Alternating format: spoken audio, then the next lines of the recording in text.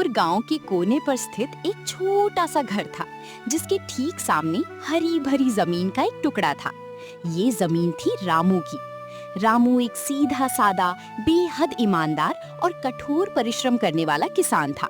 जब गांव के लोग सुबह की ठंडी हवा में सो रहे होते थे, तब रामू अपनी फटी हुई चप्पलें पहनकर हाथ में कुदाल लिए अपने खेत में पहुंच जाता था। उसके पास कोई आधुनिक मशीनें नहीं थीं, बस उसके दो मजबूत हाथ और माटी के प्रति उसका सच्चा प्रेम था।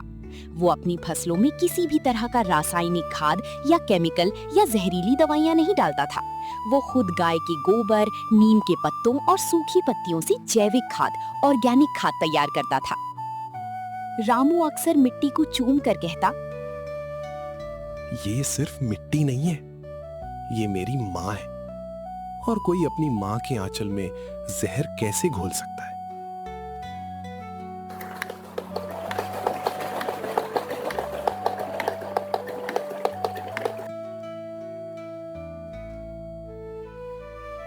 आ गए आप? हाथ मुंह धो लीजिए, मैं खाना परोसती हूँ।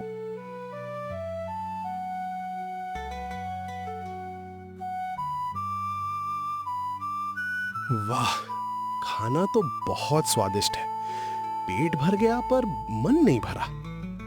अच्छा जी, अगर मन नहीं भरा तो थोड़ा सा हलवा और लाऊं?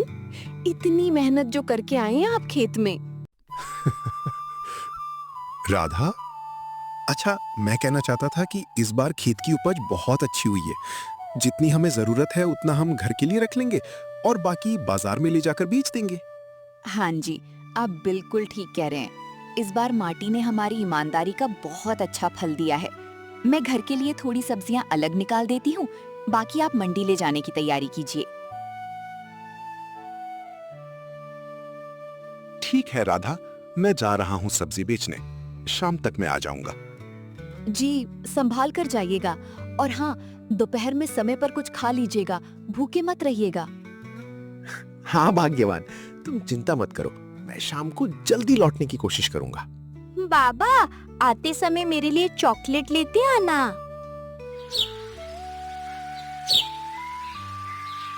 ओ भाई, 20 रुपए किलो, 20 रुपए किलो प्याज ले लो। एकदम कड़क प्याज है, तड़के में डालोगे तो खुशबू दूर तक जाएगी। 20 रुपए किलो, 20 रुपए किलो।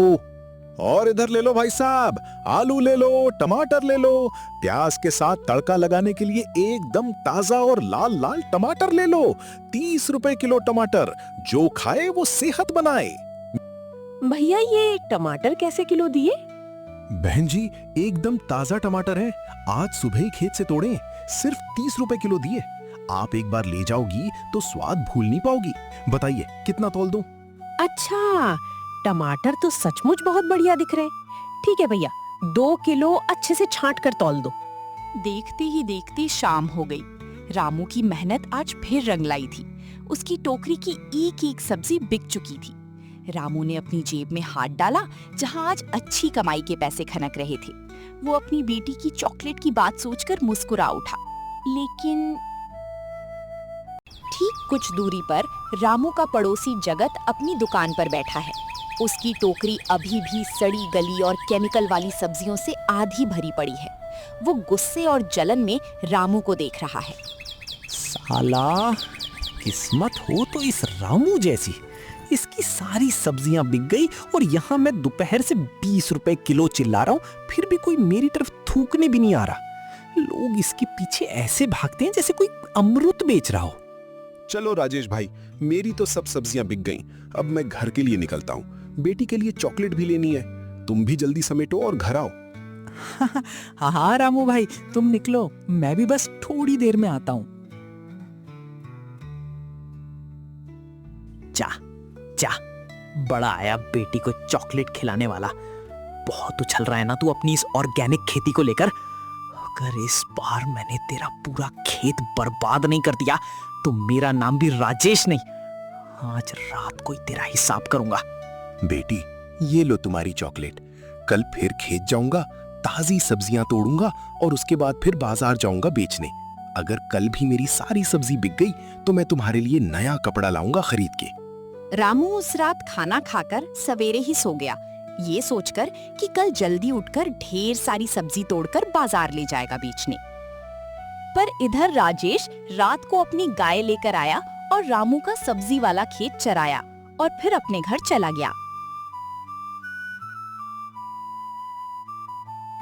जब सुबह हुआ और रामू अपने खेत गया तो हैरान रह गया। उसका फसल पूरी तरह बर्बाद हो गया था। हे भगवान, ये सब क्या हो गया? मेरा पूरा फसल बर्बाद हो गया, मेरा पूरा मेहनत बर्बाद हो गया। अब मैं क्या बेचूंगा बाजार ले जाकर? उन्होंने ये सारी बातें अपनी पत्नी को बताया। पत्नी संयमशील थी। वो बोली, कोई बात नहीं जी, इस बार जो हुआ वो भूल जाइए। अभी हमारे पास काफी अनाज है जिससे हमारा गुजारा चल जाएगा। आप फिर से मेहनत करें, अब जो सब्जी उगेगा वो बेचिएगा। रामू फिर से मेहनत करने लगा। उसने अच्छे से गोबर का खाद दिया खेतों में, समय पर पानी दिया और फसल उगाया। इस बार तो खेत में बहुत अच्छे से फसल आई है, एकदम लाल लाल टमाटर, आलू, गोभी। अब कल सुबह होते ही तुरंत बेचने निकल जाऊंगा। उस रात को वो खुशी खुशी खाना खाकर सो गया। पर इधर राजेश, उनका पड़ोसी, फिर से रात को गाय लेकर आया और सारी सब्जियां खिला डाला। अगली सुबह जब वो उठा और खेत गया तो देखा, हे भगवान, ये क्या हो रहा है मेरे साथ? कौन है जो मेरी खेती बार बार उजाड़ रहा है? मैंने क्या बिगाड़ा है उसका? रामू निराश होकर घर गया और पत्नी से सब कुछ कहा। तब पत्नी ने कहा, देखिए आप निराश मत होइए, इतना तो सच है कि कोई जानबूझकर ये सब कर रहा है। आप चिंता न करें, वो जो कोई भी हो तुरंत पकड़ा जाएगा। रामू फिर से अपने दैनिक कामकाज में लग गया। वो जो कहते हैं ना, भगवान सब कुछ देखता है। एक दिन राजेश के घर में आग लग गया, सब कुछ जल गया। राजेश आंगन में बैठकर रोने लगा। तभी उसका पड़ोसी रामू आया। उससे राजेश का दुख देखा नहीं गया। तभी रामू ने बोला, मत रो मेरे दोस्त, जो होना था वो तो हो गया। तुम बिल्कुल भी चिंता मत करो, हम तुम्हें घर बनाने के लिए मदद करेंगे। जब तक तुम्हारा घर नहीं बन जाता, तुम अपने परिवार के साथ मेरे घर में रह सकते हो। जो कुछ भी मेरे पास है, हम मिल बांट कर खा लेंगे। रामू की ये बातें सुनकर राजेश और जोर से रोने लगा। उसे महसूस हुआ कि उसने बहुत बड़ी गलती कर दी है। राजेश ने रोते हुए रामू से कहा, मुझे माफ कर दो दोस्त, मैंने बहुत बड़ी गलती की है। तुम्हारा खेत दो दो बार मैंने ही उजाड़ा है। तुम बहुत अच्छे इंसान हो, मैंने तुम्हें बेकार में ही बहुत परेशान किया। राजेश, छोड़ दो पुरानी बातें, तुम पश्चाताप मत करो, मैंने तुम्हें माफ कर दिया। इतनी बात सुनकर राजेश को थोड़ी तसल्ली मिली और वो कुछ दिनों के लिए रामू के घर रहने चला गया।